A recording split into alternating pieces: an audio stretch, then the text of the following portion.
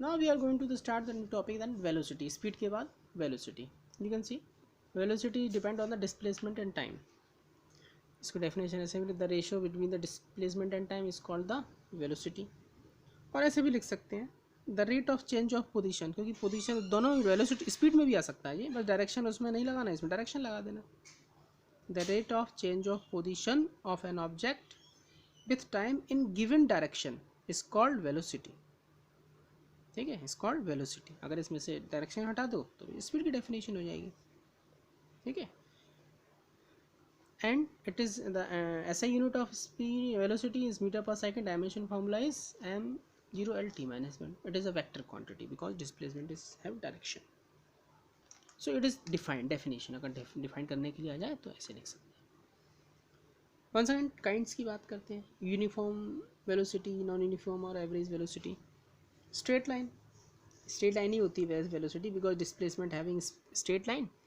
A change in position in time t along with one direction, that is called the straight line velocity. ठीक है, ये straight line की जाती है. Straight line में change in position along one direction हो जाता है, बस और कुछ नहीं, वन डायरेक्शन में.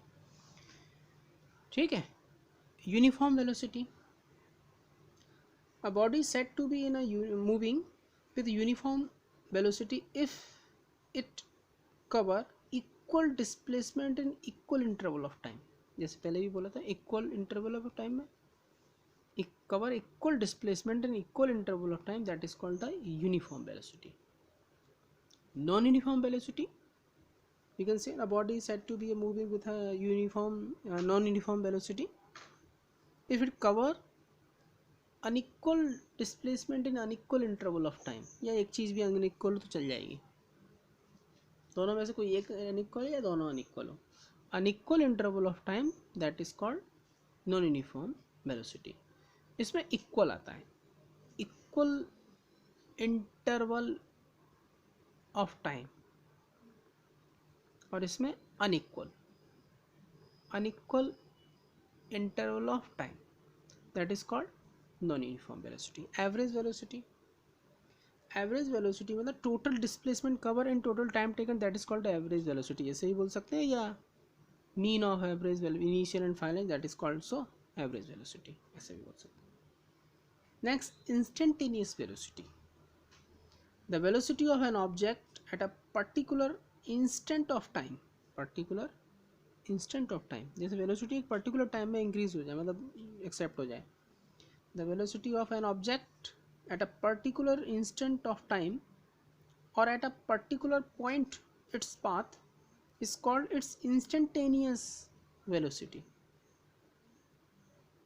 Instantaneous velocity. It is denoted by v vector limit del t tends to 0 del x upon del t with vector, or we can say v vector is called dx upon dt. Vector लगा दिए तो ये instantaneous velocity की condition में आ जाती है. ठीक है ना. अब इसके बाद बचा अपना एसेलरेशन और उसके टाइप्स.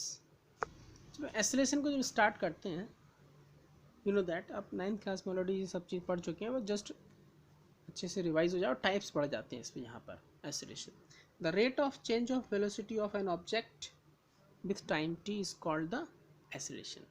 ठीक है, the rate of change of velocity in time T is called the acceleration of the body. It is a vector quantity. ऐसा unit is metre per second square. Dimension formula m0lt minus 2. ठीक है, it is vector quantity. It is, हम इसको define कर सकते हैं acceleration को. Then kinds की बात करते हैं. एसेलरेशन चेंज इन पोजीशन या change in velocity.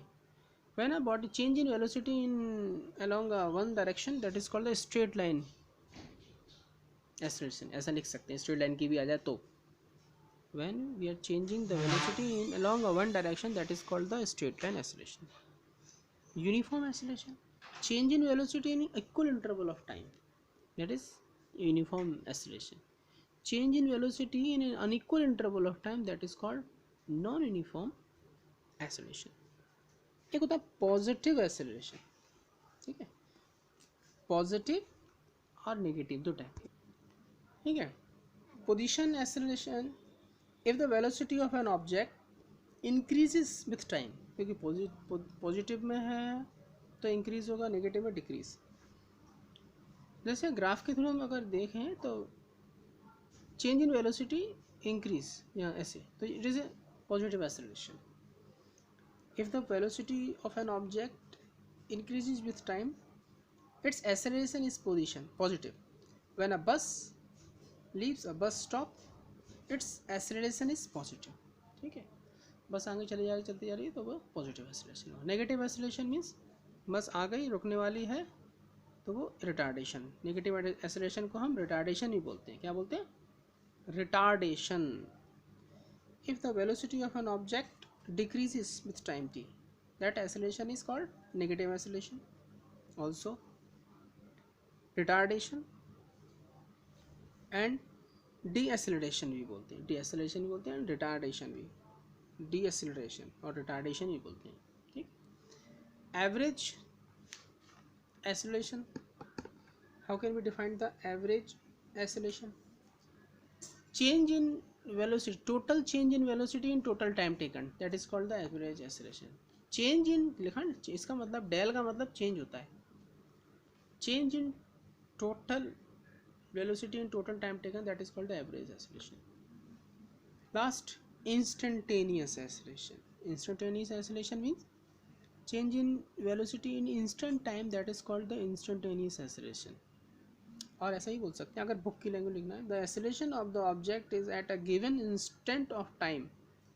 The acceleration of an object at a given instant of time or at a given point of its motion is called its acceleration, instantaneous acceleration.